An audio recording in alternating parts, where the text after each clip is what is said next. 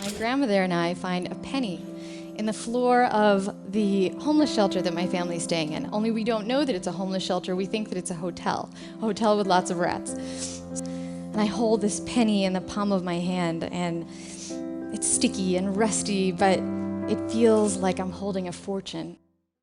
Sacramento, the capital of California. Our quaint town of Elk Grove is just half an hour away in the suburbs of the city. It's not the most urban of areas, so at one quick glance, this city of trees might not make many think of much. But under the surface lies a constant issue. Just 30 years ago, homelessness was predominantly single adults. But due to economic downturns, the variety of homeless has increased due to three factors: the loss of affordable housing and foreclosures, job loss and unemployment, and the closing of housing services. I think that most people don't realize the extent of the number of young people that are homeless. And part of that is because of the way we count them. Part of it is because they're not telling us. But I think it's an incredibly critical problem and challenge that we have here in Sacramento. And frankly, at this point, we're not doing nearly enough about it. Initially, a spike in homelessness was concluded as a short-term crisis, but the federal response to homelessness has changed in recent years.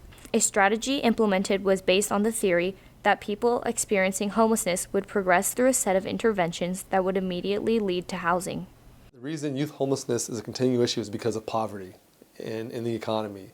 A lot of parents have lost their jobs or don't have jobs, and it's tough to pay your rent or your mortgage if you don't have an employment. And also, as far as getting food at the grocery store, having a vehicle, let alone paying for gas, or even riding public transportation. So it's just a whole host of issues. It's been exacerbated by the state of the economy. I think when you look at the data on this and the statistics, it's gotten exponentially worse. Some of that I think is about reporting, but I think just the economy as a whole, as more families have become homeless, certainly more youth have become homeless. There are about 1.3 million poor families right now, including children, that the mother is not working and they're also not getting cash benefits. And you know, you have to ask yourself, how do those people actually get by the day? I don't think that we have funded enough in homelessness generally for homeless families more specifically, and even more specifically for homeless youth. I think one of the reasons the federal government doesn't recognize youth homelessness as being a big issue is here in local government on the front lines, we see it day in and day out. And the federal government is up here dealing with a wide variety of issues. It's not a key to them. But when I drive down in my city and other cities, and I see homeless youth or teens out there in the streets, begging for food, it hurts my heart. And we've got to do as much as we can as a community to stop and prevent youth homelessness. In May 2009, Congress enacted the HEART Act. This authorized that the United States Interagency Council on Homelessness produce a national strategic plan to end homelessness to be presented to Congress and the President. The result is Opening Doors. The Opening Doors is a start. That's a start to help our youth and give them a place to go and stay. And that's really the most important thing, opening up. But I'll tell you, with the number of shelters we have out there right now, be it privately run or publicly funded, it is inadequate. The Opening Doors federal strategic plan to prevent and end homelessness was implemented in 2010 with the vision that no one should experience homelessness. No one should be without a safe, stable place to call home. Overall, I think the federal government is taking more and more of a backseat to local governments about how to deal with problems like that in their own communities.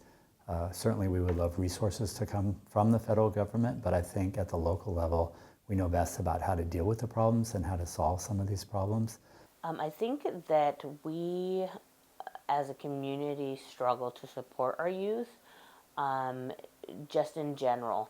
I think, it's really difficult when a family is homeless and they try to enroll into the public school. There's a lot of paperwork, a lot of things that hold kids back from going into school, especially when they're homeless. For the 2008-2009 school year, public schools reported over 956,000 homeless students were enrolled, a 20% increase from 2007 to 2008. I've experienced as a homeless mother and also a homeless youth. I went to several different schools. I actually dropped out pretty early, probably in the 8th grade. Having mustard seed in my life was a huge relief lifted off my shoulders, because my daughter, who was a preschooler at the time that I was homeless, got to attend mustard seed. Meant that because I was homeless didn't mean she had to suffer the schoollessness that I did when I was younger. I used to be on the board of the Sacramento Children's Home, and I know that pretty much 100% of our kids were failing at school, and a lot of that was because of the broken homes that they came from and the environments that they lived in. So being homeless doesn't give you a chance to do your homework, it doesn't give you a safe place. It really makes you think about all the fears and all the challenges that you have making it through the day, rather than for other kids, really a focus on school and being successful at school. The number of unaccompanied youth experiencing homeless remains unknown. According to 2009 figures from HUD, unaccompanied youths are 2.2% of sheltered homeless population, often leaving home as a result of a severe family conflict such as physical or sexual abuse, or escaping foster or institutional care.